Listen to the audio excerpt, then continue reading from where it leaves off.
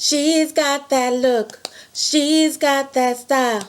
She's got that conversation that makes you want to stay for a while. She's the All-American Woman. Greetings. Hi, it's your All-American Woman here with another selection for you. So I decided that I wanted, with everything that's going on with the COVID-19 and kids being out of school, I wanted to do a selection of books specifically catered to women that I think all young people should know. I know it's not Women's History Month anymore. It doesn't have to be. These are all great women that I grew up learning about, some in school, some on my own, but I think that it's something that is so important, and we have the time now, and the libraries are opening back up, and so this is a perfect time to get some books out of the library, learn about some great women and the things that they've contributed to the society as a whole. Alright, so I want to start with one of my favorites, Marva Collins.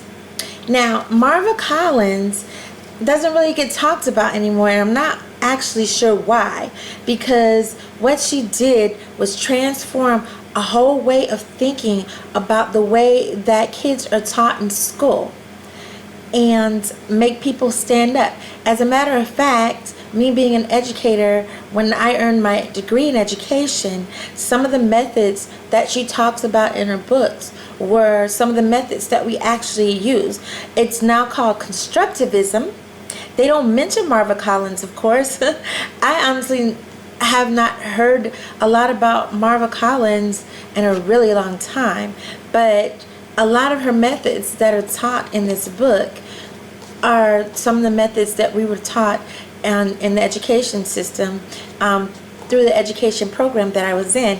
So I was really happy to know that, and also to learn that the kids that she taught, they benefit so much from her teaching methods that she was honored, not enough in my opinion, but she was honored by people giving funding her program, not only in her school, but also she could go out and teach her methodology to others that could benefit from it and teach it to other students. And people like Prince financed that situation for her. And then you had two presidents, not one, but two presidents that asked her to be in their cabinet for education. She refused because she thought her place was always in the classroom. I wish she had done it. It probably would have set a new standard for that and probably wouldn't be in the position that we're in now. But that's a whole other story. But Marva Collins is someone that I think that should be put back into our history books, that should be put back into our teaching when we're talking about great women in history. I don't know why she was taken out in the first place, but she should be put back in there, because one of the things that she teaches that I hear so much from educators today is that students are not meant there to teach them how to remember this and to remember that, to remember things, but to learn so that they can go out and not only use the stuff that they learned in school, but then be motivated to learn more themselves. And that's such an important thing to learn and then to teach to others. And she was so great at motivating her students to learn and so patient with them, where others had dismissed them as being unteachable and trouble.